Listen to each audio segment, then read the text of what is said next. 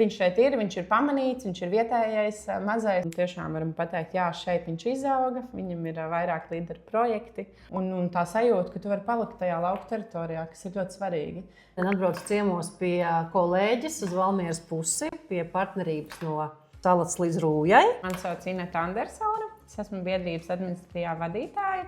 Un, tātad mūsu teritorija ir daļa no Valmieras novada. Viens pagasts no Valkas novada, kas ir Kārķu pagasts, un ar ko mēs arī ļoti lepojamies. Un pirmkārt, mēs runājam par vietējo iniciatīvām. Viņas pašas tātad domā par to, kas viņām būtu nepieciešams šīm teritorijām. Cilvēki ir atgriežušies, viņi ir pateicīgi par šīm iespējām. Uzrakstījuši līderi, viņi ir atspērušies, viņi dibina ģimenes, paliek šeit, un tas ļoti priecē.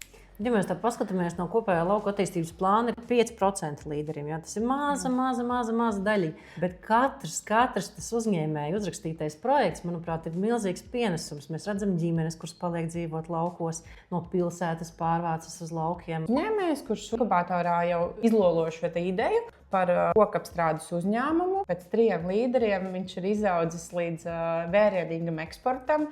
Viņam ir liela ražotne, ieguldies mazumiņā un attīsties. Tiešām varam pateikt, jā, šeit viņš izauga, viņam ir vairāk līderu projekti. Šādu veiksmes stāstu ir daudz.